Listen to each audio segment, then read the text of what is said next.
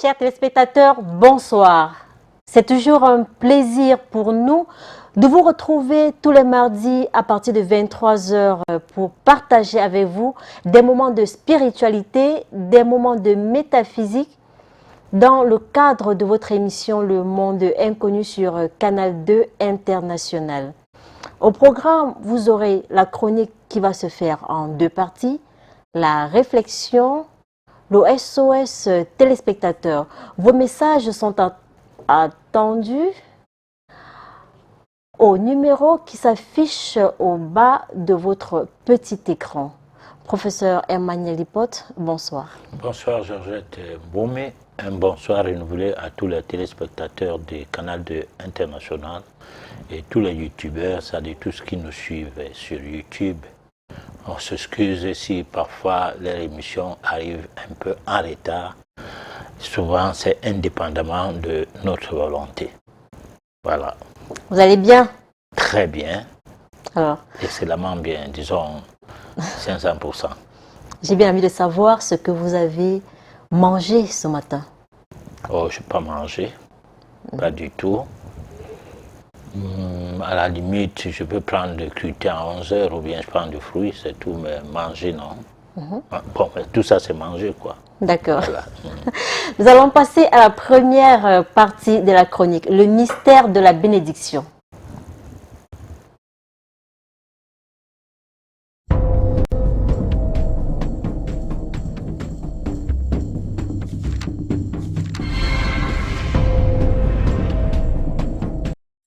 La mystique de fin d'année, quatrième partie. Le mystère de la bénédiction. Dans cette série d'éditions spéciales fin et début d'année, à présent, faisons le récapitulatif sur ce qui fait l'objet de nos analyses et observations concernant ce sujet. Nous avons proposé que chaque personne fasse son bilan de fin d'année, c'est-à-dire qu'elle revisite les différentes étapes traversées durant cette période. Qu'on soit cet automobiliste qui se sert de ses rétroviseurs pour mieux faire avancer son véhicule. C'est de cette manière que chacun doit focaliser son attention sur le côté spirituel bien plus que matériel concernant les 12 derniers mois de l'année avec pour but de regretter de ses actes ce qu'il y a à regretter. Par ailleurs, nous avons abordé la question des souhaits, des vœux, des meilleurs.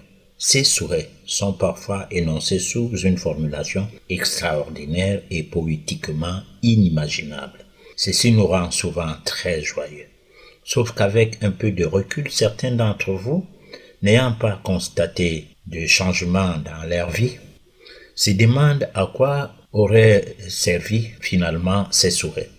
Pour d'autres, leur quotidien a même fait l'objet de plus d'échecs. Le compteur de ce qu'ils attendaient et en sont même désolés. Alors que certaines personnes trouvent qu'il n'y a pas de fumée sans feu et que pour cela, tout souhait doit être pris au sérieux. Et sont même convaincus que la somme dépensée, portée sur un fait, finit par construire une matrice astrale. Et je pense également qu'il reviendrait à chaque personne de savoir comment s'en tirer pour le peu qu'il ait pris conscience de l'impact de ces enjeux occultes sur son existence. Il est évident que ce souhait de bonne et heureuse année ne sont toujours pas utiles, car ils sont indubitablement superficiels et pour cela qu'ils sont facteurs d'aucune bénédiction.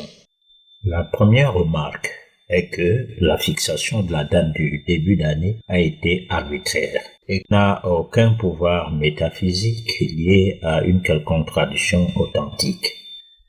Elle n'a non plus une dimension occulte faite de vibrations électromagnétiques susceptibles d'être en rapport avec l'homme jusqu'à susciter en lui un effet avéré.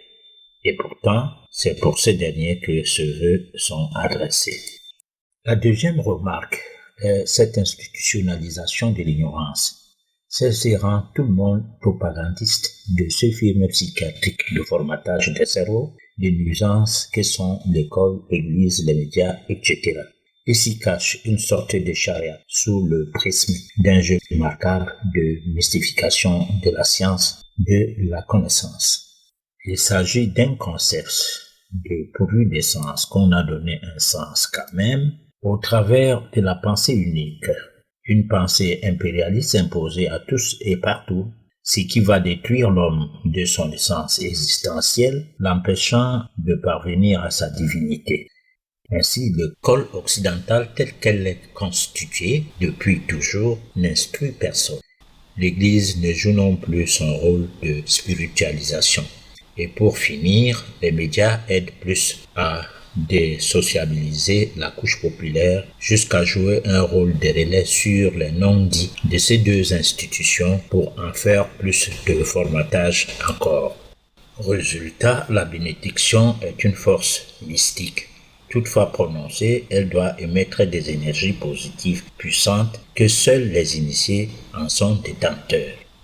Un initié inné ou qu'il le soit par voie d'initiation a un pouvoir occulte puissant. Il n'est pas celui qui vibre sous une basse fréquence occulte.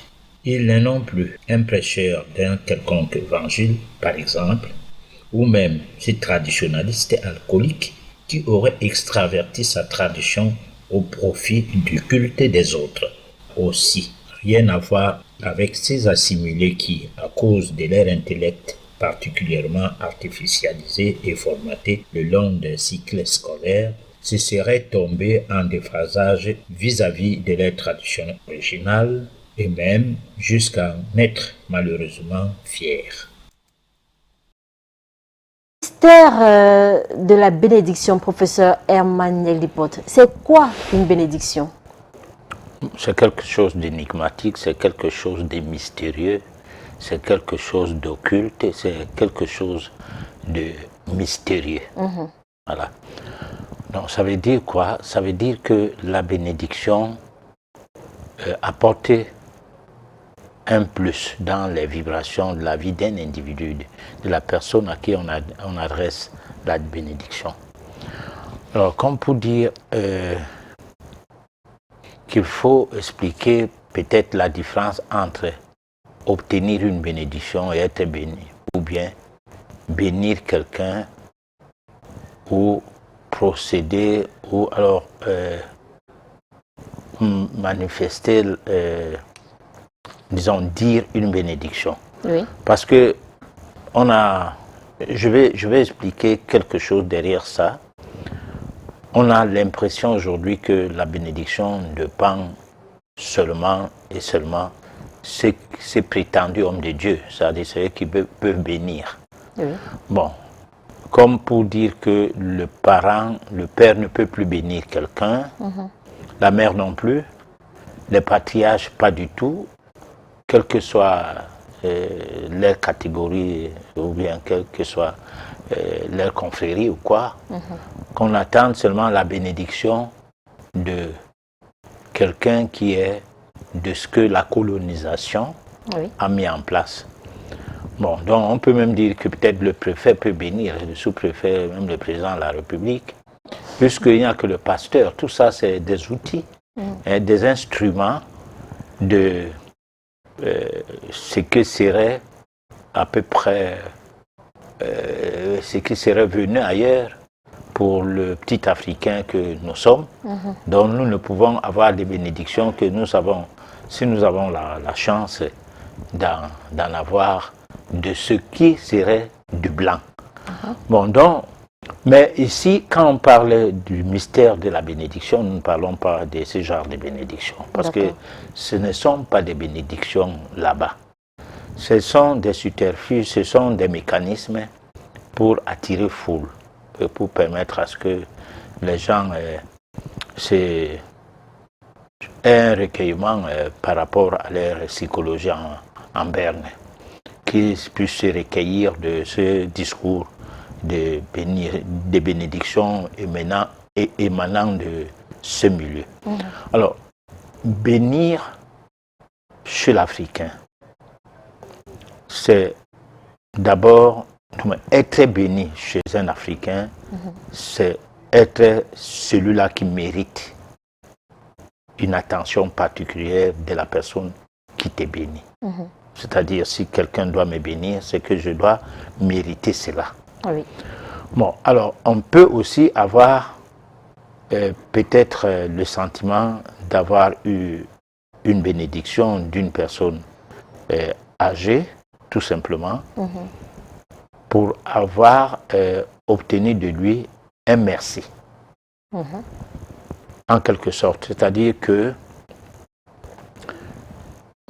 vous aidez quelqu'un à traverser la route, mais qui à peine marche par le poids de l'âge. Et ce serait la même chose que vous ferez avec un enfant. Alors, l'enfant qui n'arrive pas à traverser la route et qui regarde à gauche, à droite si quelqu'un peut le tenir à main pour qu'il puisse traverser la route, est pareil comme ce vieillard qui n'arrive pas à traverser la route et qui regarde de gauche à droite pour que quelqu'un lui tienne à la main pour pouvoir l'amener de l'autre côté de la route. Alors, maintenant, on a la bénédiction des deux côtés. On a la bénédiction de l'enfant qui va te dire merci. Après que tu l'aies accompagné de l'autre côté de la route, et tu retournes et tu continues ton chemin. Il te dit, papa, merci. Bon, ou c'est un frère, un grand frère, ou bien un enfant, mais âgé, il dit merci. Alors, vous avez eu la bénédiction de cette manière-là. Parce que la satisfaction de cet enfant ou bien de cette vieille personne va dans le sens à ce que son merci soit de point de vue magnétique une force. Alors, une force électromagnétique.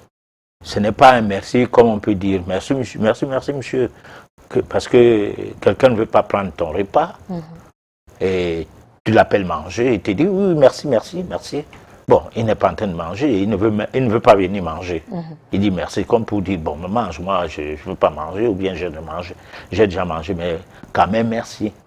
Bon, là, ce n'est pas une bénédiction qu'on a reçue.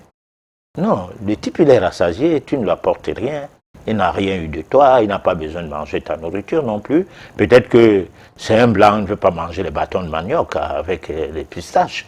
Ouais. Bon, il n'est pas comme toi, tu es prêt à manger tout du blanc, mais lui, il n'est pas comme ça. Il mange des choses qu'il connaît, il mange des choses qu'il ne connaît pas. Nous, on connaît tout du blanc, lui, non. Alors, donc, il va te dire merci, tu n'as pas eu de bénédiction. Bon, donc, il y a une bénédiction de fait, de l'acte que tu poses. Il y a donc ce que je venais de dire au départ, qu'il y a une bénédiction qui arrive sur le fait que vous méritez d'être béni. Parce que lorsque vous posez un acte positif, dont le merci peut se transformer en vibration positive, qui peut positiviser ta vie, c'est-à-dire tu as pris du temps pour pouvoir faire traverser la route à un enfant, et que quelque temps après, vous rencontrez un monsieur qui vous dit, jeune homme, venez voir. Comme pour vous demander un renseignement, tu donnes aussi un renseignement aussi simple. Ça après, il dit, tu fais même quoi, toi là? Tu lui dis, bon, écoute, je ne fais rien pour le moment. Bon, tu sais faire quoi? Tu lui dis, bon, je m'essaye dans tel domaine. Parfois, je trouve du travail et des fois, je ne trouve pas de travail, comme là maintenant, je n'ai pas de travail. Bon, il te donne sa carte de visite, il te dit, bon, rencontre-moi tel jour. Alors, pour bien comprendre la bénédiction que tu as eue du fait d'avoir retardé ton parcours de quelques minutes, en faisant traverser la route à un enfant ou à une vieille personne, qui ne t'a pas dit, je t'ai béni, non, qui a dit merci. Alors, si tu allais directement, tu n'allais pas croiser la personne en question. Pas du tout alors. Cette personne est arrivée après, ce serait arrivé après que tu sois passé. Alors, tu aurais dû manquer à cette occasion, tu aurais dû manquer cette occasion d'avoir cette carte de visite et même d'avoir l'emploi. Bon. Donc, tu es béni sans que ce soit que je t'ai béni. D'accord, professeur. À vous entendre, je croirais être avec ma grand-mère au village où on était obligé d'aider les aînés. Mais sauf qu'aujourd'hui, on a remarqué que des fois, vous avez de la peine à voir un grand-père, une grand-mère traverser la route toute seule. Vous avez envie d'aider cette personne, mais seulement le dehors, comme on dit, entre guillemets, est devenu mauvais. On ne sait plus qui aider, qui ne pas aider. C'est un peu compliqué à ce niveau, professeur, parce qu'il y a des gens qu'on aide, au lieu de nous donner, d'apporter des bénédictions, nous apportent plutôt des malédictions. Ok. Disons, le registre de malédiction peut toujours s'accompagner avec la bénédiction. Comment ça? Mais il n'y a pas de malédiction lorsqu'on fait des choses sans vouloir, sans s'attendre à la bénédiction. Comment ça, professeur? Ça veut dire, si tu fais traverser la route à un monsieur parce que tu veux être béni, non, tout innocemment, vraiment. Non, je t'ai compris, je vais répondre à la question. D'accord, d'accord. J'ai bien saisi la question. D'accord. Bon, je vais répondre à la question. Allez-y, professeur. Parce que je dis et je répète que la bénédiction se mérite. Elle se fait de deux manières. Un simple merci peut vous bénir. Et c'est pourquoi j'ai essayé de dire que le fait de faire traverser la route à un enfant, tu es béni. Alors là, il n'est pas question d'une grande personne qui t'a béni, ou bien d'un pasteur. Non. Non. Tu es béni de fait de ton état d'esprit et qui t'accompagne dans tes actes, dans tes pensées et dans tes paroles. Tu es béni. D'abord, tout le monde est béni de fait. Alors maintenant, si tu poses un acte positif, de tout cœur, de tout amour, et que par ricochet, quelqu'un te dit merci, et que tu te retrouves dans une situation où, quelque part après ou bien un peu loin au-delà de cet endroit, tu rencontres quelque chose d'incompréhensible, une situation positive, une situation qui t'apporte un peu de sourire, qui te rassure, qui fait de toi ce que tu n'attendais pas être ou pour longtemps, parce que c'est hasardieux. Que tu saches donc que le hasard ne donne pas naissance à quelque chose. Il fallait que tu retardes ton temps de marche sur la rue là pour rencontrer la personne. Si tu se serais mis dans la tête que l'enfant là, quelqu'un d'autre peut lui faire traverser la route, moi je suis pressé. Alors, que tu serais passé, que le bonheur sera arrivé après toi. Parce qu'on ne sait jamais ce qu'on perd dans la vie en étant calculateur. Hein? On ne sait pas combien de choses on perd dans la vie en voulant être indifférent. Bon, maintenant, dans le cadre de ta question, de savoir est-ce que le fait d'aider les gens est absolument nécessaire, avec les dehors qu'on a là maintenant, où il y a des gens qui s'accrochent aux autres pour nuire avec envie de profiter. Bon, là, je suis d'accord avec toi parce que il y a des cas où il y a eu un cas, à ma connaissance, où une jeune fille s'est précipitée au niveau du Ndokoti. Bon, nous sommes à Douala, un quartier de Douala, au Cameroun, pour ceux qui nous suivent hors du Cameroun. Alors, cette jeune fille se précipite sur le caniveau où est tombé un vieux papa. Et le vieux père là se blesse. Elle a couru, elle n'était pas avec ce vieux père, elle était de l'autre côté de la rue et dire que oh là là, ce qui se passe avec le grand-père là. Et pas soulever ce grand-père en question. Le grand-père en question s'accroche sur elle et commence à crier comme quoi la fille là, c'est la fille là qui l'a poussée au caniveau. Voilà. Bon, alors, donc, on ne sait pas trop si il avait déjà l'Alzheimer ou il avait perdu connaissance, du genre à croire qu'on l'a poussé, ou il a fait exprès à incriminer la jeune fille pour bénéficier d'un traitement différent du fait de se débrouiller tout seul. c'est-à-dire qu'on l'amène à l'hôpital pour ses égratignures. Il a eu des petites égratignures et tout. Bon, donc on ne sait pas trop qu'est-ce qu'il y avait dans la tête de ces papas-là. Mais ça a attiré l'attention de gens qui passaient. Et en même temps, c'était un membre de sa famille qui était, du moins quelqu'un de sa famille qui était un peu loin et qui est venu s'accrocher aussi sur la fille, que comment ça se passe que tu poussé mon grand-père dans le caniveau. Donc ça ne s'est pas arrêté là, ça s'est retrouvé au tribunal. Mais sauf que cette jeune fille a bénéficié du concours des passants qui l'ont accompagné tout le temps où il y avait le procès. Ils venaient témoigner que non, on était là le jour-là. Bon, alors ils se connaissaient, donc même les enfants ne pouvaient pas dire non, c'est des inconnus, on ne les connaît pas. Bon, mais cela ne veut pas dire que cette fille a eu la malchance. Non. Mais qu'est-ce qu'elle a eu, on ne sait pas trop pourquoi elle a eu ce coup-là, alors qu'elle a bien joué le rôle de l'assistance à personne en danger. Et encore quel genre de personne, un grand-père. Parce que le monsieur était vraiment une vieille personne. Bon, alors, mais qui sait si cette procédure, tout le long de ces procès, elle n'a pas eu des contacts, elle n'a pas eu certains avantages de la vie qu'il fallait qu'elle passe par cette situation.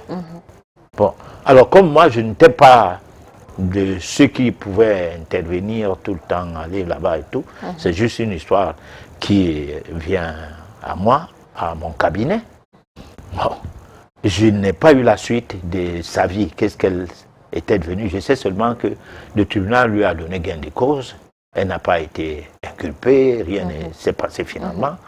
Mais ça lui a perdu quand même du temps. Mais ces temps pouvaient être un temps pour obtenir quelque chose qu'elle ne pouvait pas obtenir sans passer par ces procès. Donc on est toujours béni lorsqu'on pose un acte positif. D'accord. Voilà. Peut-être un temps pour savoir comment préparer la nouvelle année, professeur. Tout à fait. Nous allons prendre la deuxième partie de la chronique.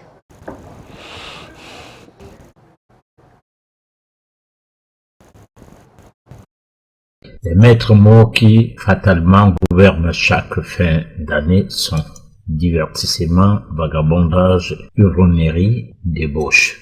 Derrière tout cela, on constate que l'objectif réel est qu'on se mette au haut du firmament de la gaieté d'emballement pour s'ouvrir certainement à la débauche. Pour certaines personnes, c'est l'occasion plus que jamais de tomber dans la phase inconsciente d'animalité indescriptible. C'est vrai que tous, nous sommes du rein animal et nous ne devons l'être en tant que bête, mais plus précisément en tant qu'humain, homme.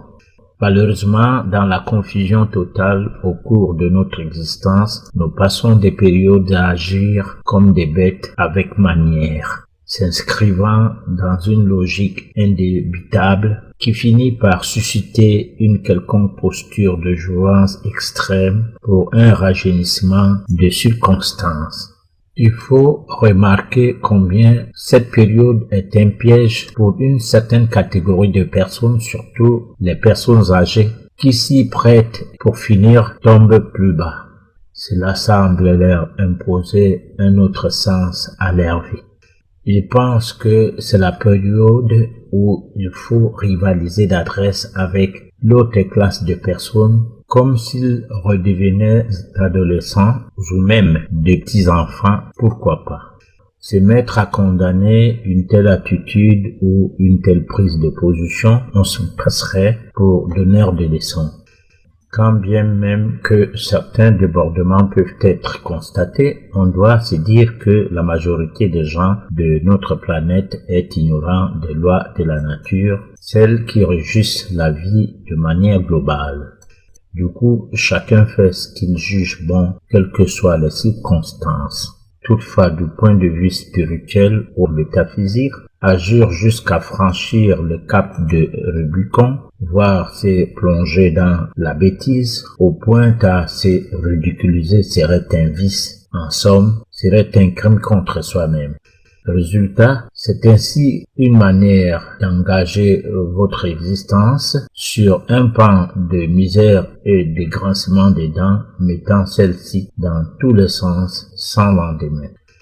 Nous devons nous poser la question de savoir à quel moment pouvons-nous prendre conscience de notre existence au point de reconnaître que chaque vie est posée sur un socle régi par une série de lois de la nature à ne jamais transgresser.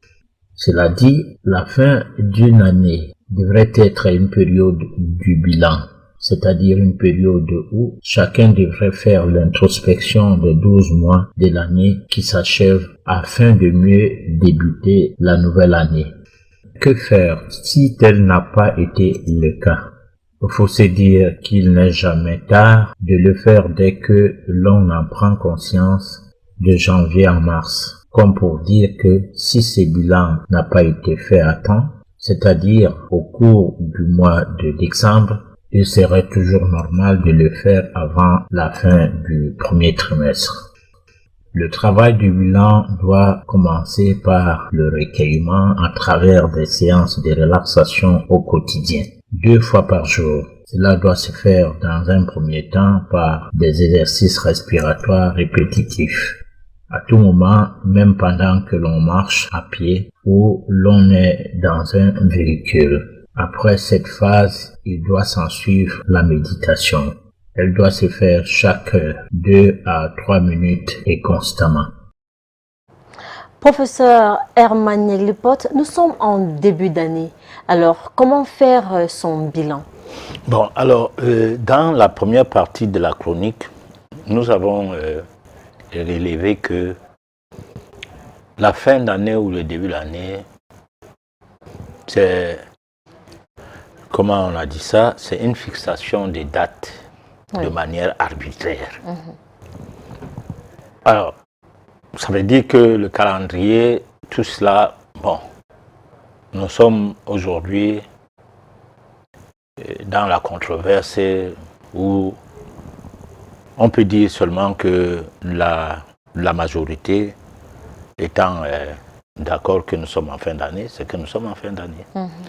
La majorité étant d'accord, la majorité de la population du monde, bon, imposé ou pas imposé, le voulant ou pas, c'est qu'on est en fin de monde, en fin d'année ou en début d'année. Mais chez les Chinois, l'année n'est pas encore finie. Et puis, ils célébrent leur début d'année de manière très solennelle, contre toute attente, parce qu'ils ne sont pas sous la dictée des Occidentaux, donc impérialistes.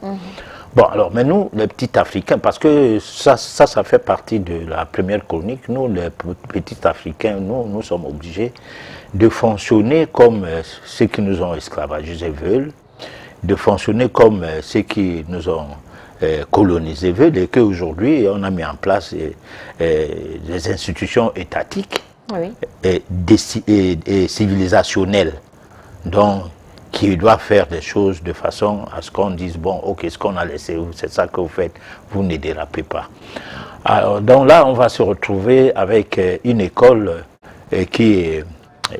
dont les diplômes ne sont valables que si les colons valident ce que vous faites, vous qui êtes de l'autre côté. Donc, la croyance en Dieu reste valable par rapport à ce qu'on a laissé comme Dieu, ainsi de suite. Alors maintenant, la fin d'année, en fait, c'est quoi? C'est ça, c'est pourquoi dans la deuxième partie de la chronique, nous donnons le bénéfice du doute aux gens qui, de janvier à X période, doivent trouver leur fin d'année. Parce que du point de vue métaphysique, la fin d'année n'est pas encore arrivée. Ça va arriver en mars, vers la fin du mois de mars. Oui. Voilà. Du point de vue astrologique également, c'est la même chose. Bon, mais maintenant, nous sommes en fin d'année classique, c'est-à-dire imposée par le pape Grégoire, je sais pas, Grégoire, passant par Julien, le calendrier Julien, le calendrier grégorien et tout, nous nous retrouvons là où nous sommes là maintenant avec une division de mois qui, en fait, n'obéit plus à 30 jours, au point où les anniversaires, ça, il faut toujours relever ça à chaque fois qu'on a l'occasion. Oui. Celui qui est né le 29 février attendra 4 ans pour avoir son anniversaire. Alors nous, lors d'une chronique, on a dit que l'année de tout un chacun devrait aller par rapport à sa date de naissance, donc à l'anniversaire, son anniversaire, par rapport à sa date de naissance. Alors, mais que dirait l'autre qui va me poser la question de savoir, bon, ok, moi je veux bien que ça aille comme ça, Oui. mais il n'y a pas le 29 février chaque année. Je fais donc comment? Donc on comprend qu'il y a un désordre dans quelque chose qui a été finalement positionné comme si c'était normal, comme si c'est ordonné, comme si, avec des mois de 31 jours. Et puis, Grégoire, lui, dit, bon, son mois c'est août, donc août à 31 jours. Julien, le calendrier julien, qui est là avant le calendrier grégorien, donc il faut que juillet prenne 31 jours également, donc février va perdre les jours au profit d'août et de juillet, août. Bon, alors Jules Leclerc, le pape Grégoire et tout, alors le tour est joué, on a une fin d'année, on a un début d'année, point. Bon, alors, comment préparer donc ce début d'année? Il faut commencer donc à préparer ça en un trimestre, particulièrement, chaque jour, jusqu'à ce que le vrai début d'année, qui sera en mars, puisse retrouver que vous vous êtes bien préparé avant. Donc moi, je pense que c'est un travail de post-préparation du début d'année, de l'année métaphysique, de l'année astrologique, qui passe par le fait que dès janvier, on prend conscience qu'on a changé quand même d'année pour entrer dans un cycle de préparation de la nouvelle année. Voilà. Mais professeur, vous avez également relevé dans vos chroniques que le début d'année était individuel. Je fais allusion à la date des naissances. Oui. Oui, mais donc, chaque personne a son début d'année et sa fin d'année. C'est ce que j'essaie de dire, que malheureusement, même jusque-là, il y a un problème. Oui. Parce que nous avons un faux calendrier. Le calendrier a été modifié. Le calendrier existe depuis près de 10 000 ans. Les calendriers qui parlent de l'Égypte. Bon, et là, il n'y avait pas de... Il y avait 30 jours, un point trait, et 360 jours. Aujourd'hui, nous avons des années de 360 jours. Oui, s'il faut parler de sa date d'anniversaire. Oui, mais c'est ce que j'ai dit. La date d'anniversaire du 29 février n'existera jamais sur 4 ans. Pour quelqu'un qui est né 29 février, il n'aura pas de date d'anniversaire. Il attendra son anniversaire 4 ans après. Donc il y a un problème. Est-ce à dire qu'on ne devrait pas souhaiter des vœux aux personnes en début d'année, professeur, parce que chaque personne a son début d'année? Non, ici c'est des manifestations festives. Oui. On peut faire la fête même quand on est mécontent. On peut faire la fête parce que son enfant a eu l'examen. Oui. On peut faire la fête parce qu'on a conçu une maison. Bon, on peut faire la fête parce que quelqu'un s'est marié. Bon, on peut même faire la fête, j'ai dit, même quand on est mécontent. C'est-à-dire qu'on t'oblige de danser. Tu peux être un prisonnier, mais on t'amène à danser. Et tu es en train de faire partie d'une fête, alors que tu ne veux pas. Oui. On peut t'obliger à fêter. Bon, le noir est obligé à faire des choses. Parfois, cette obligation nous vient de nulle part et de partout, sans que nous nous rendions compte. Bon, l'émission Le Monde Inconnu a une particularité, c'est que nous partons fouiller des choses qui ne sont pas à la portée des communs, qui sont à la portée des communs des mortels, mais dont le commun des mortels ne s'intéresse pas à ça. C'est pourquoi, bon, deux fois, on balbutie un peu sur les noms des gens parce que n'étant pas historien, bon, je veux parler plutôt de la métaphysique. Et la métaphysique, je ne sais même pas à quoi aller parler des grégoriens en chanson. Pour ceux qui sont des catholiques, ils ont les chansons qu'on a attribuées à ces papes-là. Et il y a le calendrier qui est attribué à ces papes que nous avons. Et nous subissons aujourd'hui les débuts d'année et les fins d'année. Hein, et il y a le mois d'août qui est toujours attribué à ces papes. Bon, maintenant, c'est l'histoire du monde. Mais du point de vue métaphysique, qu'est-ce que cette histoire du monde nous apporte en termes occultes, en termes du mystère? Parce que quand on parlait du mystère de la bénédiction, ça veut dire que la bénédiction, ayant pris les routes de ces genres de calendriers, de ces genres d'environnement et tout, elle a fui le village, a fui les traditions. Elle n'existe plus au niveau des traditions aujourd'hui. Parce que même le grand-père s'est fait bénir par un petit enfant de 25 ans qui est devenu pasteur. Il vient lui mettre la main sur la tête. Alors que c'est un monsieur qui ne sait même pas qu'est-ce qu'il fait comme ça.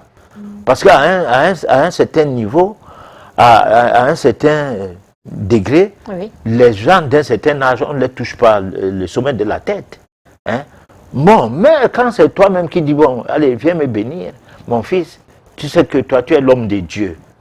Bon. Et l'homme de Dieu, c'est une institution. C'est une institution néocoloniale. C'est une institution d'abord coloniale pour que ça devienne finalement logique. Donc quand ça devient logique, ça entre dans tout ce qui est logique dans ce qui est néocolonial. Bon, alors donc comment les bénédictions partent ne servent plus à rien dans les traditions pour se retrouver dans la rue chez des monsieur n'importe qui, simplement parce que soit ils ont fait le cours de théologie, et puis on les a embauchés dans un ministère de culte, soit un décret présidentiel les a donné l'occasion d'éranger les foules et de parler au nom de Dieu. Et le Dieu qui est venu coloniser les gens, et non le Dieu amour. Mais on a fait de ce Dieu le Dieu amour. Alors, donc il y a un problème. C'est de ça que nous parlons du mystère de la bénédiction, parce que sinon les gens ils vont nous écouter et dire mais non, on n'a rien compris de ces mystères de la bénédiction. Parce que la bénédiction c'est pour les initiés, oui, c'est pas pour les messieurs onctionnés, hein, ou bien choisis de Dieu venu de nulle part, ou ne sachant pas où se trouve ce Dieu, mais c'est plutôt des initiés, des gens qui sont d'abord capable d'apporter de la protection, hein, une protection contre la calamité, donc contre la famine. Est-ce qu'aujourd'hui, nous sommes encore dans une société où tous les jours les gens mangent? Non, mais il y a eu une société où tout le monde mangeait. Personne ne mangeait dans la poubelle. La preuve, l'Afrique ne mange pas autant dans la poubelle que l'Europe. Dans les poubelles, les Européens en font restaurant. Bon, en font de ces poubelles à les restaurants. Bon, alors donc, il y a un phénomène, oui, qui fait en sorte que plus nous nous éloignons de nos traditions, plus nous nous éloignons de la nature. Et plus on s'éloigne de la nature, plus on s'éloigne de Dieu. Et comment les gens qui ne connaissaient pas Dieu dans leurs pratiques, qui ont obligé à ce qu'on suive le genre de Dieu qu'ils veulent, peuvent aujourd'hui, pour avoir légué, du moins, les gens qui sont les héritiers de ces histoires, pourquoi ils peuvent bien ne pas comprendre que on ne peut pas se dérober de la nature, parce que c'est derrière la nature, ou c'est grâce à la nature que Dieu fonctionne. Dieu ne fonctionne pas contre le fait que la nature ne sert à rien. Parce que quand on voit le système médical apporté par la colonisation, la nature ne sert à rien. Tu ne verras jamais conseiller les citrons, les fruits et tout aux gens en disant ne prenez pas le paracétamol, plutôt allez boire et prendre des fruits, ou bien aller prendre des objets, de tout ce que, aller vers tout ce que la nature peut produire pour pouvoir retrouver l'équilibre de votre dysfonctionnement organique. Non, on ne le fait pas de publicité sur la nature, c'est interdit du point de vue médical. Du point de vue biblique, de tout, on parlait d'un Dieu. On ne vous enseigne pas comment faire pour que les lois de la nature soient observées. Mais on ne peut pas avoir l'amour du prochain quand on n'a pas l'amour de la nature. Hein? Parce que c'est comme si tu n'as même pas l'amour de la nature en toi. Hein? Le fait que lorsque on finit un culte, on peut boire avec des fidèles, manger n'importe quoi, faire n'importe quoi, manger des moutons, des chèvres et tout, et on dit tout ce qui est entré dans la bouche ne salit pas le corps, c'est seulement ce qui sort de la bouche par la voie de la gourmandise. Et puis on dit qu'on aime soi-même, non? Après on a le diabète, malgré qu'on soit ça, simplement parce que le cardiovasculaire ne tolère personne. Hein? Lorsque tu es dans l'environnement de la bouffe, attends-toi au cardiovasculaire. Donc, des maladies de civilisation vont te frapper parce que tu es un homme civilisé. Bon, alors si c'est cette civilisation-là qu'il fallait qu'on ait de l'Europe, alors nous, on se porte en faux parce que il faut respecter la nature. C'est ça. D'accord. Nous allons prendre la réflexion médias mensonges.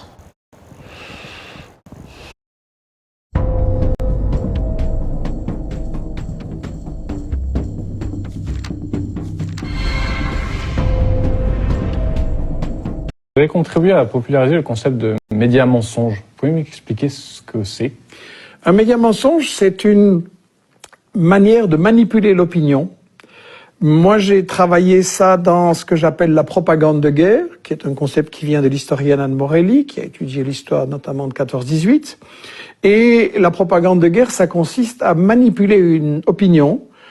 Si on est les États-Unis ou la France et qu'on décide de faire une guerre contre un pays, on va évidemment pas dire on veut voler son pétrole, son gaz, ses richesses, on veut contrôler la zone stratégique, ça on peut pas dire.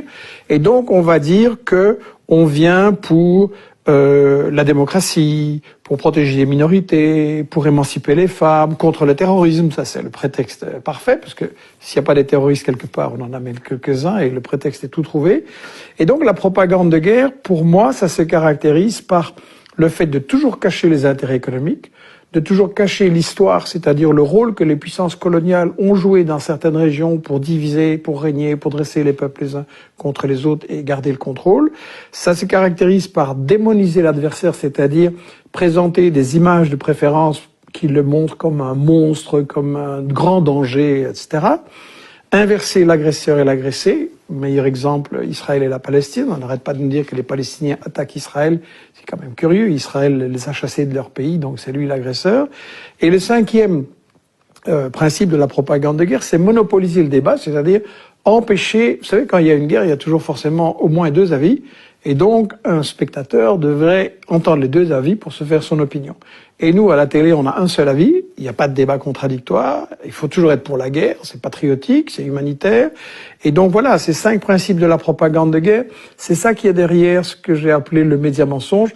Je ne veux pas dire par là que les journalistes sont tous pourris. Je veux dire que le système des médias auquel nous sommes soumis en France, en Belgique, aux États-Unis, c'est un système qui, comme le disaient Herman et Chomsky dans ce livre « Fabriquer un consentement » que nous avons réédité là et qui, à mon avis, le livre qui explique le mieux les problèmes des médias en Occident, il disait, voilà, les médias ne sont pas là pour informer le public, mais pour lui faire accepter les décisions, les choix, les stratégies des gouvernements. D'accord.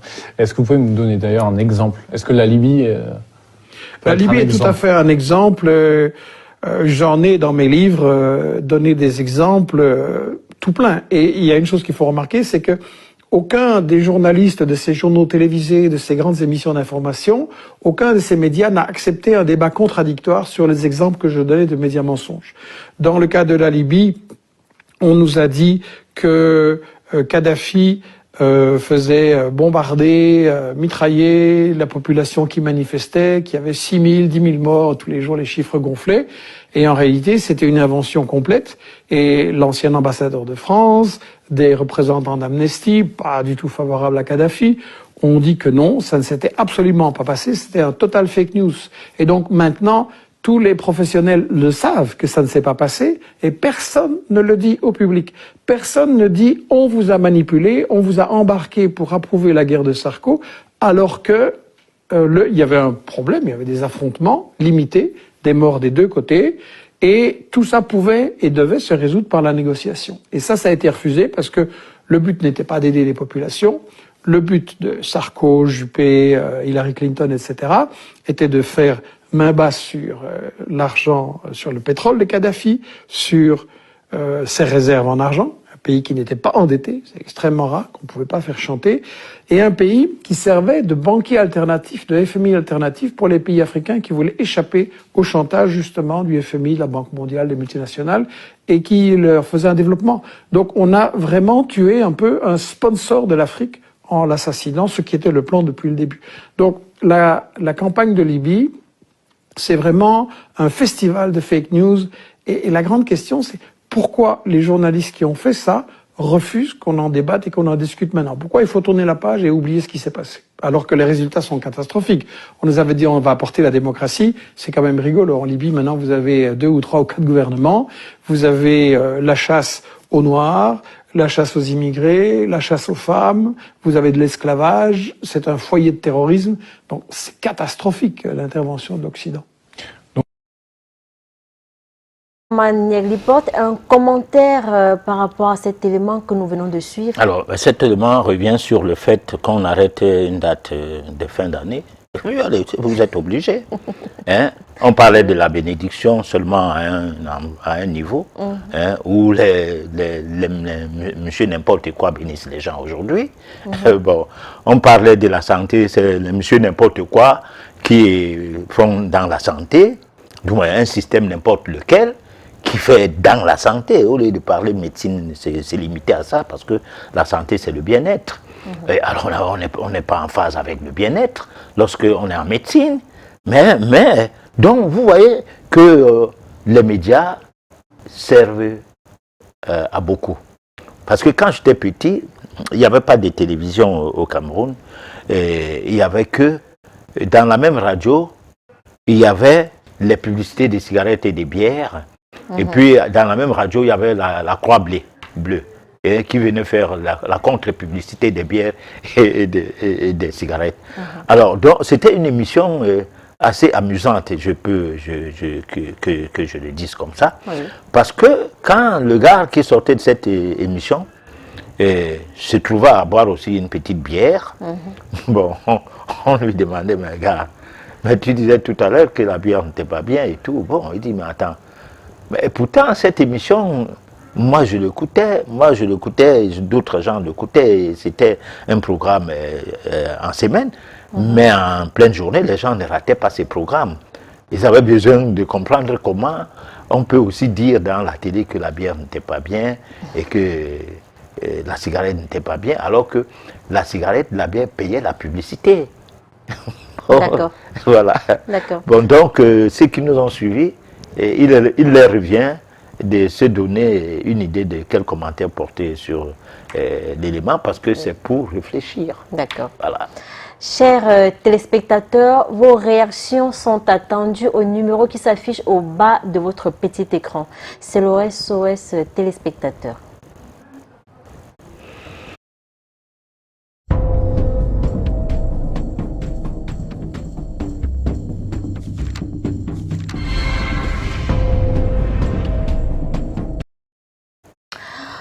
Bonsoir au plateau.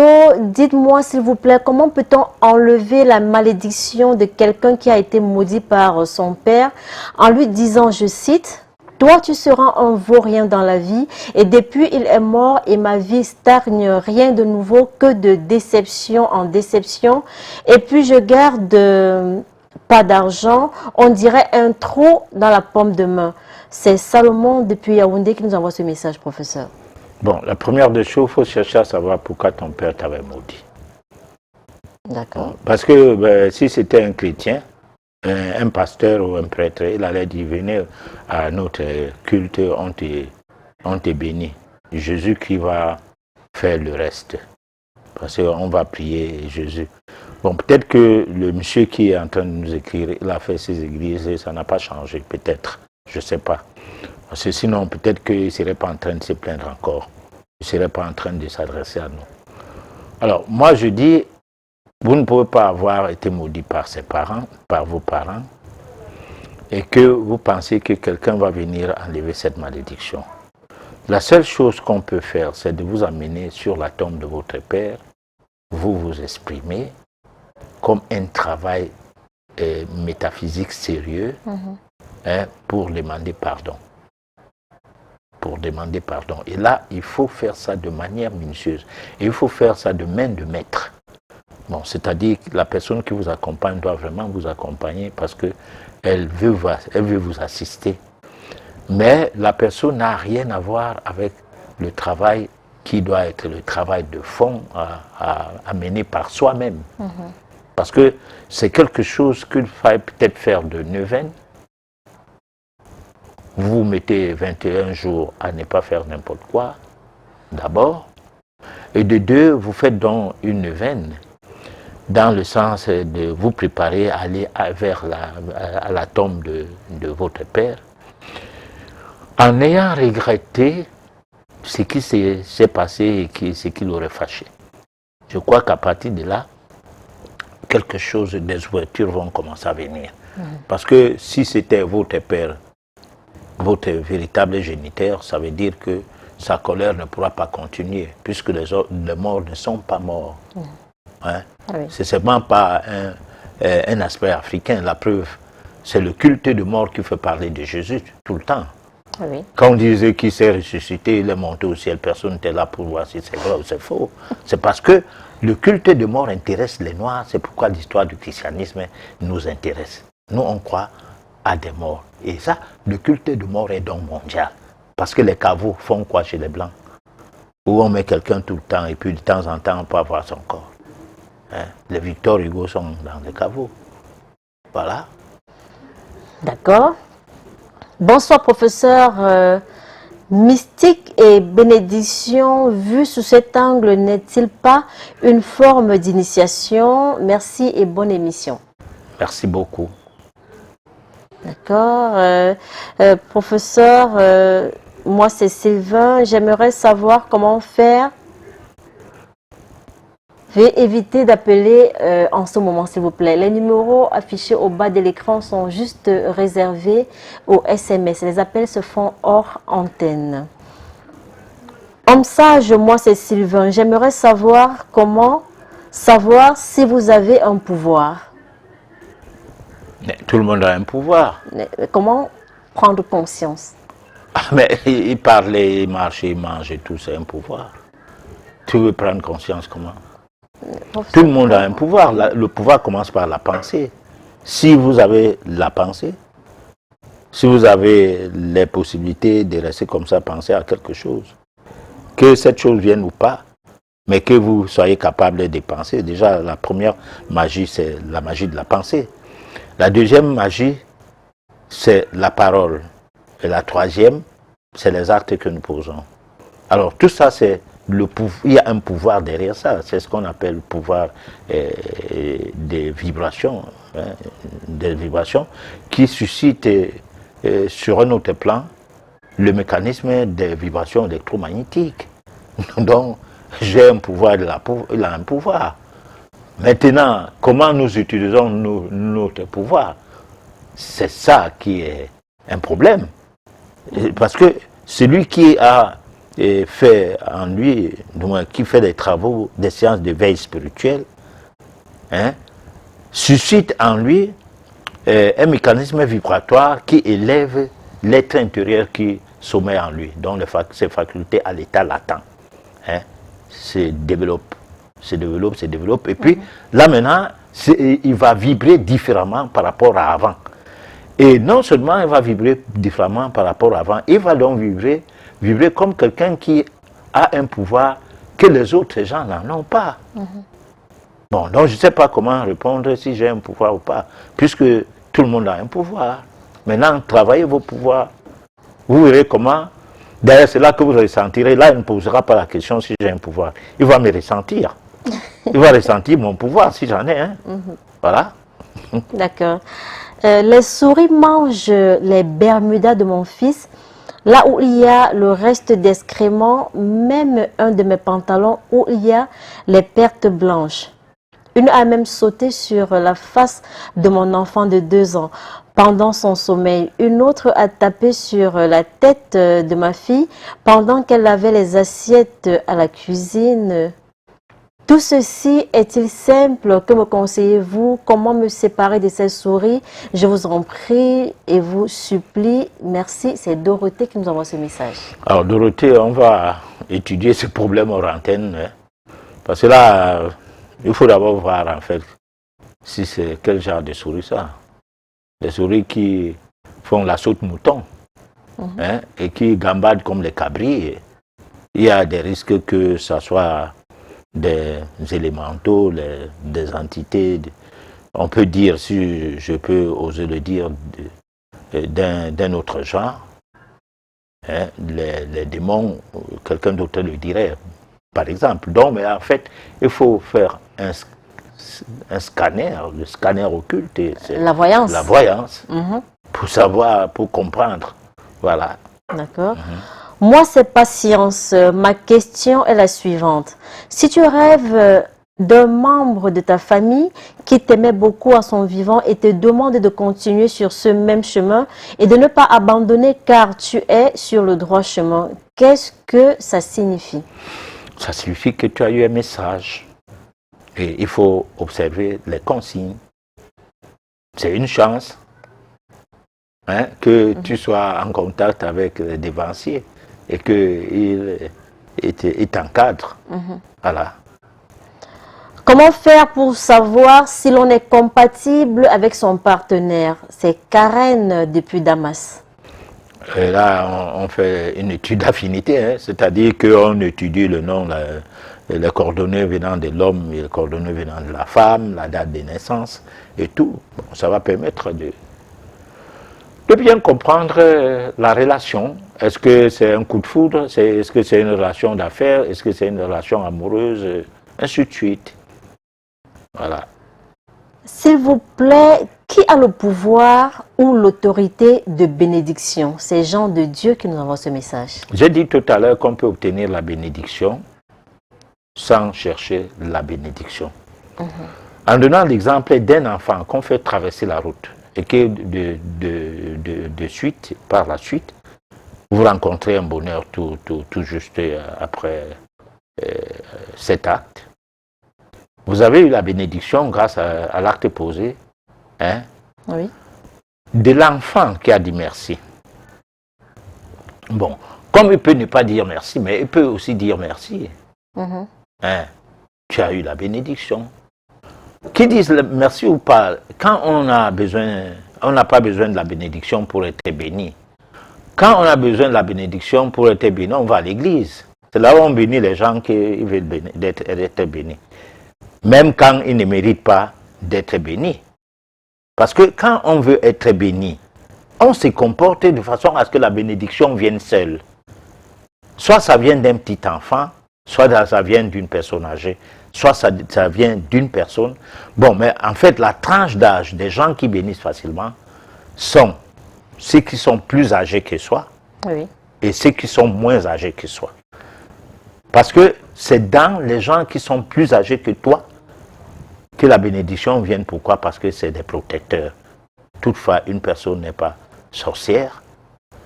Aimerait bien voir un jeune homme évoluer dans la vie. Par rapport à l'écart d'âge, il te protège. Hein? C'est monsieur, cette personne peut bien être celui qui te protège, donc qui te guide, qui fait en sorte que les erreurs que lui il est commises, que tu n'aies pas à commettre les mêmes erreurs. Bon, de même, on reçoit la bénédiction des petits-enfants qui t'admirent, dont tu es leur mentor. Hein?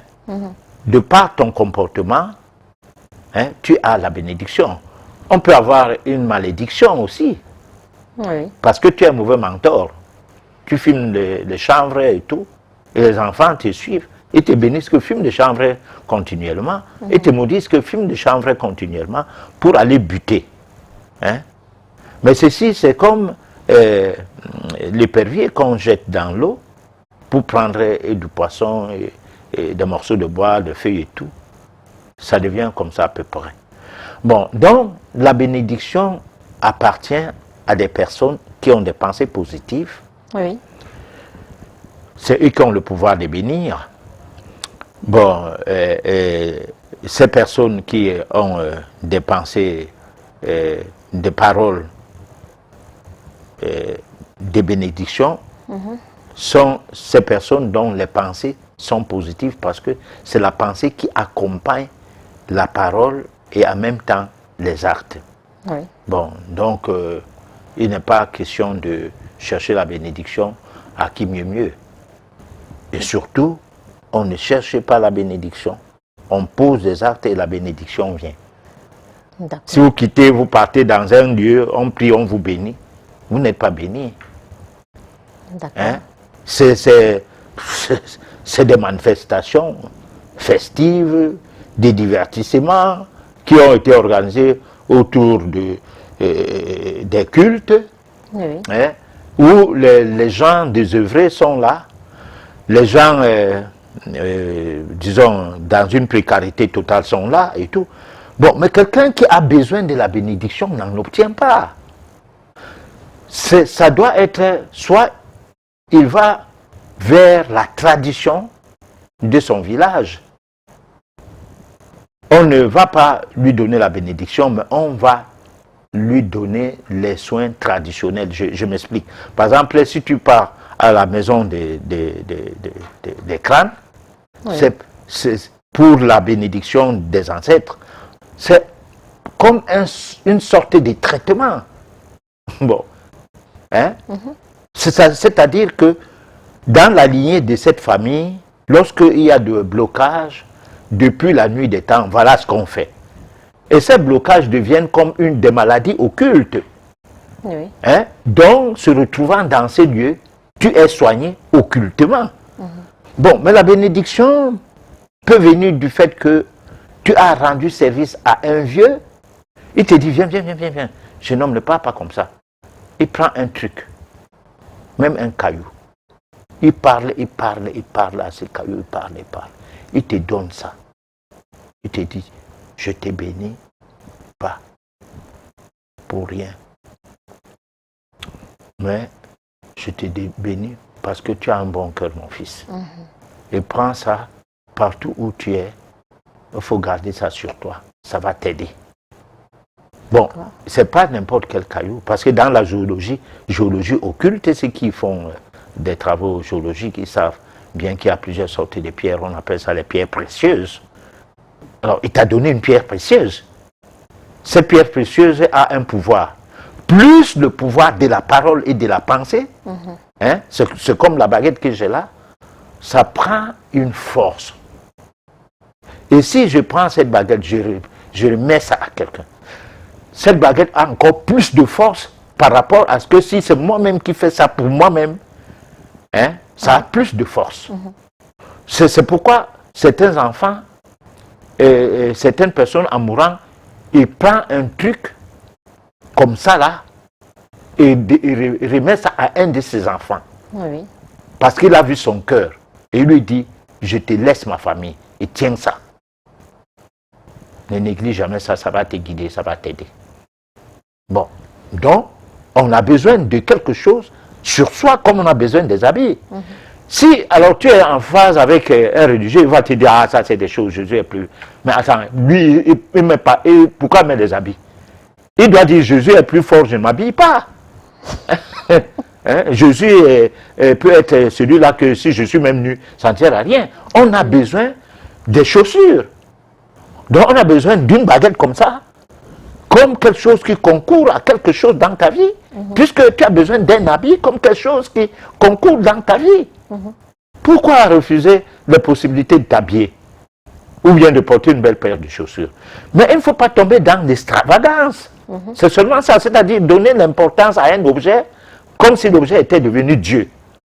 Hein? Donner l'importance aux habits comme si les habits avaient une importance en dehors du fait que leur importance, c'est de ne pas marcher nu. Hein? Bon, mais maintenant, donner l'importance que si ton habit s'est sali, hein, que l'enfant a mis l'huile sur ton habit, tu le fouettes bien jusqu'à vouloir le tuer, parce que l'habit là t'a coûté cher. Ah mais non, là il y a un problème de folie et d'arrogance. Le professeur, cette baguette que vous tenez, est-ce que tout le monde peut la toucher? Oui, est-ce que tout le monde. Je peux toucher cette baguette? Tout le monde peut la toucher. Hein? Mais c'est pour moi. Et si je la touche, est-ce que j'aurais... Ah mais non, mais tu la touches, il n'y a pas de problème. Parce que c'est une baguette, c'est tout. Mais sauf que c'est pour moi. D'accord. Voilà. Professeur, comment reconnaître que nous sommes maudits? Alors, nous avons parlé des karmas. Hein. Lorsque nous sommes en phase avec un karma négatif, c'est une malédiction. C'est tout. Vous savez, quand on n'a pas de mauvais karma, il n'y a pas un problème. C'est lorsqu'on a un mauvais karma qu'il y a un problème. Très souvent, lorsqu'on a tout ce qu'on veut, on est à l'aise financièrement, matériellement et tout. Même si spirituellement, on se fout des gens. Non, on n'est pas maudit. Bon, mais lorsque il y a que tout campe, rien n'avance et tout, bon, mais là, on sent qu'on est vraiment maudit et puis ça devient un problème un peu compliqué. Que signifie la présence des grosses mouches dans la maison jusqu'au moustiquaire? C'est Laetitia qui nous envoie ce message. Bon, alors là, moi, je ne fais pas dans la sensation. C'est que cette personne va appeler, on va étudier son problème de mouche. Voilà, comme la personne des souris tout à l'heure. C'est des choses à étudier. Il faut faire des recherches, comprendre les phénomènes. Les gens sont habitués à gérer les maux de tête, paracétamol. Et la glycémie montée dans le sang, et on donne les diamicron et tout. Hein, les glucophages retardent. Mais attends, qu'est-ce qui a fait que le sang soit porteur de sucre de manière très, très élevée? Oui. Hein? La hausse du sucre dans le sang est arrivée comment? Là, la question n'est pas posée. Hein? Non. On se fout du pancréas qui est maltraité, hein? Qui fait plus de glucagon et qu'il n'en fallait. Bon, mais on dit plutôt que tu manges du sucre, alors que le glucagon, à partir du pancréas, augmente le taux de sucre dans le corps, hein? À travers le foie. Donc, tu es dans un monde où on cherche les raccourcis. Quelqu'un vient et te dit, bon, j'ai mal au genou, qu'est-ce que tu me donnes là? Hein? Bon, alors, tu as eu mal au genou, comment? Tu es bosco en haut, tes pieds sont petits, hein? C'est à peine que tes genoux supportent ton poids au niveau du haut. Et tu as besoin d'avoir un équilibre physique. Comment tu vas le faire? Et quand tu prends du poids, hein, tu n'es pas dans la thyrophilie, tu ne fais aucun genre de sport, que vous voudrez que peut-être tu développes le haut et le bas soit capable de porter ce haut-là. Tu es comme un fût, hein, qui est déposé sur deux piquets. Alors comment tu n'auras pas les genoux qui font mal? Alors maintenant, commence à faire tout pour que tu perdes du poids. Parce que quand toi tu prends du poids, les pieds ne prennent pas du poids. Il y a des gens, ils prennent le poids partout. Il n'y a pas de problème chez les gens là. Mais il y en a d'autres, ils prennent le poids, le ventre, la poitrine et tout. Même les cuisses. Mais à partir des genoux, tout est petit. Alors comment il peut ne pas avoir mal? Voilà. Donc, il ne faut pas toujours poser des questions. J'ai telle chose. Comment faire pour? Non. Qu'est-ce qui a fait que j'ai telle chose? Il faut aller vers les gens, même vers les médecins. Il faut poser la question. Mon docteur, la cause de ma maladie, c'est quoi? D'accord. Bon, alors, j'ai le paracétamol, je l'ai pris un comprimé avant. Maintenant, je prends un comprimé, ça ne marche pas. Je prends deux, ça ne marche pas. Et on interdit de prendre ça plus de 3-5 jours. Je vais faire comment, mon docteur? Pardon. Qu'est-ce qu'il fait? Alors, il doit t'accompagner pour chercher la cause de tes maux de tête. Peut-être dans le tube digestif, peut-être quelque part. C'est comme ça. D'accord. S'il vous plaît, comment savoir que notre partenaire nous porte poids? C'est Lionel depuis Yaoundé qui nous envoie ce message. Si tu as changé de partenaire, tu sais comment l'autre était, et tu te dis que le nouveau maintenant, vraiment, n'est pas comme celui qui était, mais ça peut être aussi un tort. Parce que la vie est cyclique. Il peut y avoir des périodes de haut et de bas, où tu ne rencontres que les mauvais gens. Donc, ce n'est pas les gens qui te portent poisse. Tu as ta poisse toi-même. Parce qu'à chaque fois que le cycle tourne, la roue tourne, tu te retrouves en bas, tout marche mal. Tu n'as que des relations qui ne sont pas porteuses de chance. Ainsi de suite. Bon, au-delà des études d'affinité que nous proposons souvent, au-delà de son karma, donc de l'environnement dans lequel on est né, de la manière dont ta vie évolue. Oui. Mais on constate quand même qu'à un moment donné, la vie évoluait bien, et maintenant, ça n'évolue pas bien. Oui, il y a aussi des gens, par rapport à la constipation, par rapport à des maladies, par rapport à la médication et tout ça là, ça change les vibrations et le fonctionnement de leur vie même sur le plan matériel est modifié. Et pensent qu'ils sont maudits, alors qu'en renversant la tendance, en observant les règles de la nature, les lois de la nature, comme il se doit, et en menant une vie sur la base d'hygiène vitale, c'est-à-dire une certaine hygiène de vie portée sur l'amélioration de son bien-être, alors les vibrations positives vont reprendre surface. Même si vous êtes de mauvais karma, même s'il y a les sorciers, et surtout les sorciers n'auront même plus l'accès sur toi. Parce qu'il n'y a pas de meilleure protection que de changer de mode de vie où vous avez le choix de ce que vous devez manger, le choix de comment dormir, de comment faire du sport, de ci et de ça. Voilà. Je suis poisseux avec les femmes depuis un moment. Pourrez-vous me proposer un bain purificateur? C'est Jean depuis Comban qui nous envoie ce message. On peut, mais pas là maintenant. Parce qu'on ne sait pas si c'est vrai, si c'est même d'abord vrai. Puisque parler qu'il faut d'abord savoir la cause des choses, savoir là où on est glissé pour voir où on est tombé, afin de voir comment faire pour ne plus glisser. Parce qu'on peut même te sortir d'une situation, le lendemain ça reprend. Voilà. Mon papa a été très malade pendant pratiquement 1 an. Je me suis occupée de lui jusqu'à son décès et à chaque fois que je le lavais, il me bénissait et aujourd'hui, je vois ces bénédictions dans ma vie. C'est Mathias depuis Douala qui nous envoie ces messages, professeur. Voilà, il ne le lavait pas pour qu'il le bénisse. Vous voyez? Mais il était compatissant. Il avait rendu à son père ce que son père lui avait donné au départ. Parce que qu'est-ce que les parents nous donnent? Un certain amour. Lui, il t'a lavé quand tu étais tout petit.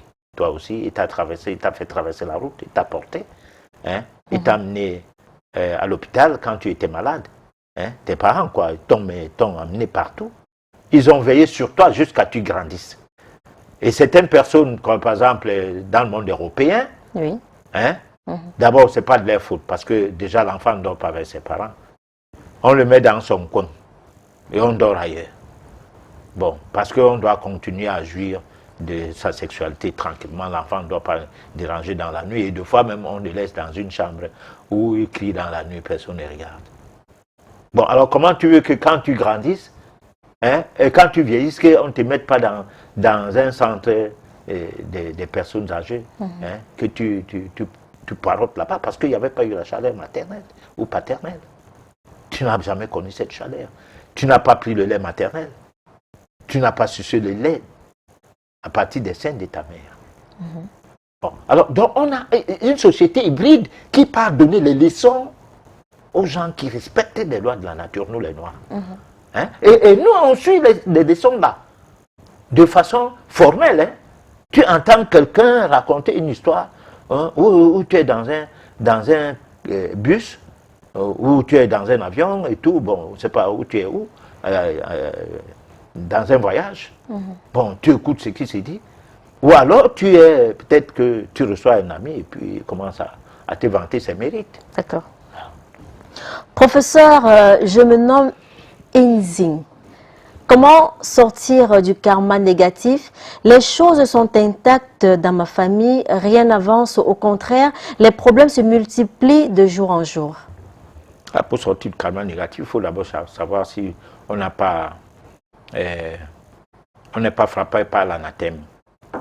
L'anathème, ça veut dire une sorte de malédiction de la famille, parce qu'il y a des familles où les parents et les grands-parents ont posé des actes qui retombent sur les enfants et jusqu'aux plus petits enfants, comme le dit d'ailleurs la Bible chrétienne, que ce que vous faites aujourd'hui, ça sera retourné à votre progéniture jusqu'à la 4e génération.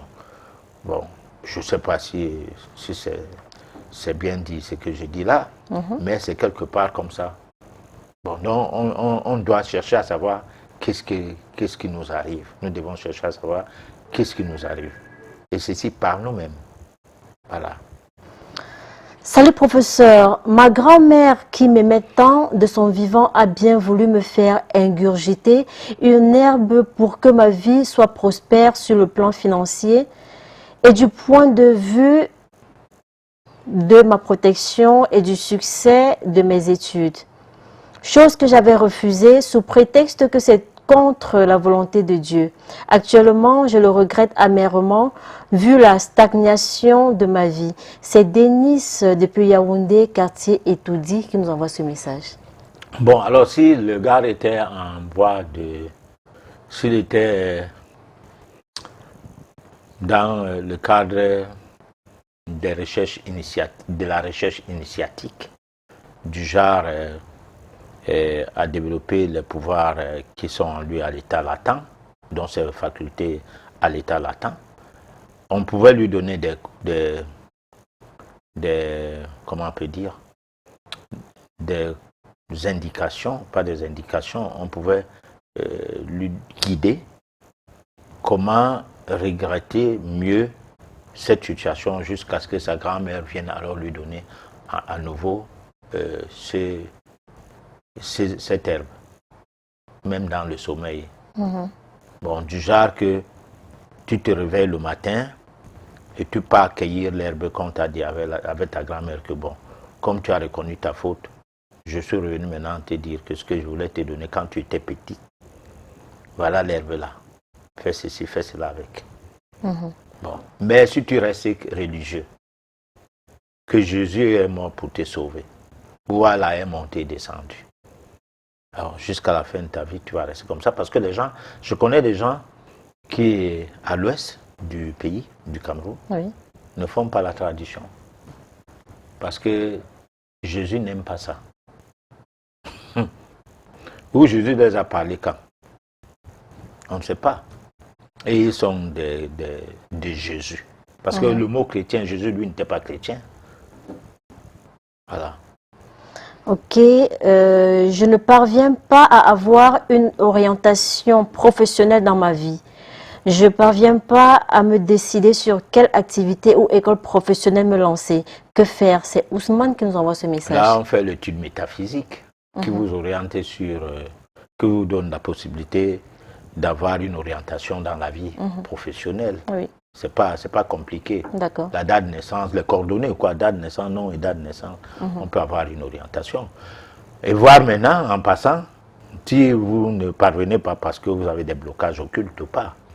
Donc tout est possible. De ce côté-là, il n'y a pas de difficulté à ça. Et la seule difficulté, c'est de rester dans la lamentation. Là, on part au mur de lamentation, là-bas en Israël, on se met là-bas, on se met à se lamenter. Parce qu'on a vu les Noirs se placer à ces murs, comme s'ils étaient des Juifs. Nous, on est dans tout. Hein, et dans tout ailleurs, dans les choses des gens, les gens ne sont pas dans les nôtres. Voilà. Juste pour rappeler que les numéros qui s'affichent au bas de l'écran sont réservés uniquement aux messages. Les appels se font hors antenne. Salut à vous sur le plateau et au travail que vous abattez pour l'Afrique. Juste savoir s'il est possible que vous réalisiez une voyance à distance, étant donné que nous ne soyons pas forcément dans la même ville? Si oui, comment puis-je procéder pour avoir ce service? C'est Arnaud qui nous envoie ce message. La personne doit appeler hors antenne pour parler de son message là, ou alors on va le faire en SMS pour la suite. Parce que le but de l'émission, c'est pas pour parler voyance et tout, non. On parlait de ça en passant. Voilà. Patriarche, je n'ai pas pu m'occuper de mon père quand il était malade. Aujourd'hui, il est décédé. Je le regrette amèrement. Que faire? J'ai peur d'une malédiction. Déjà, le fait de regretter, c'est bon. Maintenant, que faire? Il faudra bien savoir que faire par le biais de voir s'il ne se fâche pas de vous. Et là, moi, je ne peux pas, à partir de là où je suis là, dire que bon, il se fâche de vous ou pas. Comment recevoir les bénédictions de mes parents? En se comportant comme une personne qui n'a pas de bénédiction, mais qui se comporte bien.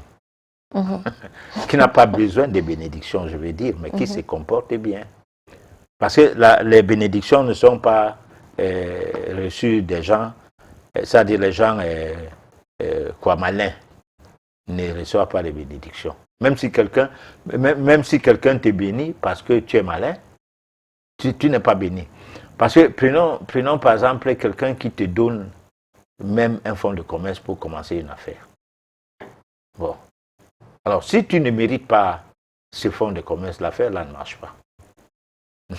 Voilà. Parce que tu étais un petit malin en lui posant le problème de ton commerce. Hein?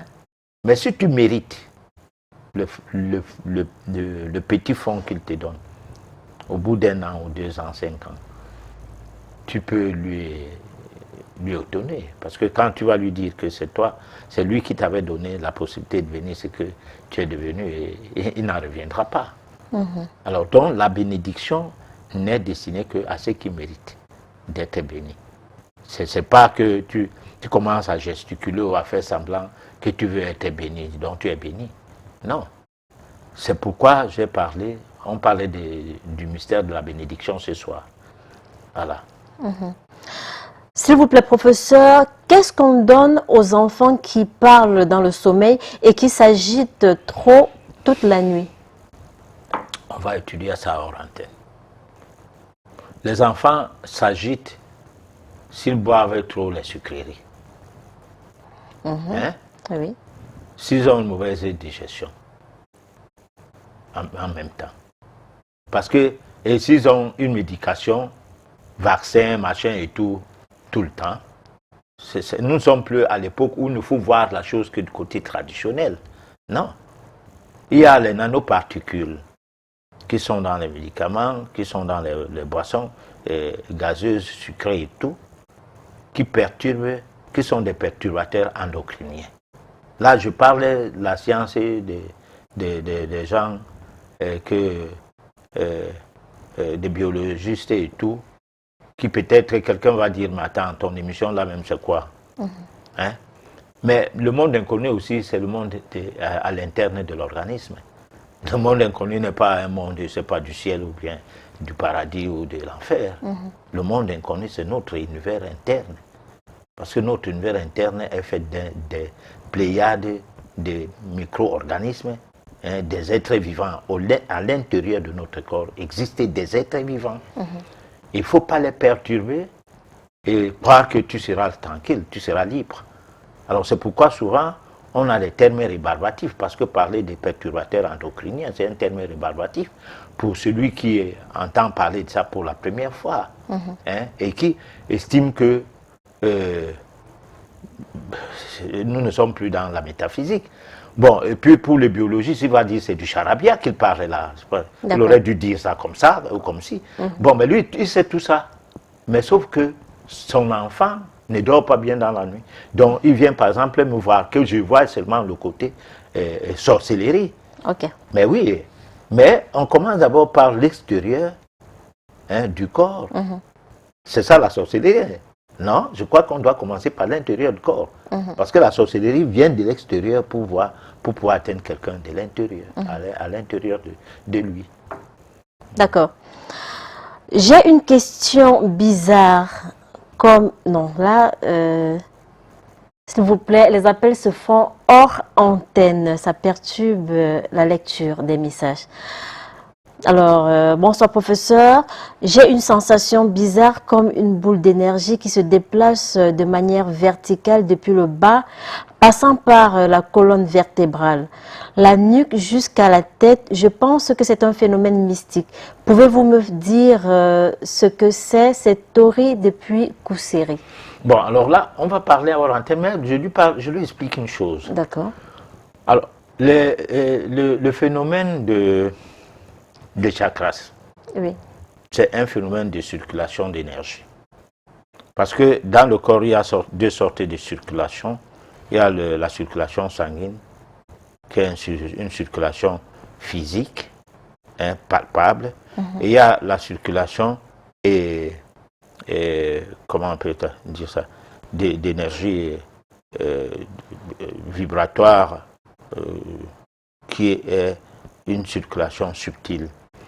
C'est-à-dire que dans cette circulation, on a la possibilité d'avoir une étude appropriée de comment se fait la roue, je ne sais pas quoi, où tourner l'énergie, partant de l'anus en remontant par la colonne vertébrale ou bien par le ventre et jusqu'au niveau de la glande pituitaire et en retournant par la colonne vertébrale et tout cela, ça s'apprend, ça s'étudie. D'accord. Je crois que là, on en parlera en antenne. Parce que le temps commence à presser, c'est ça?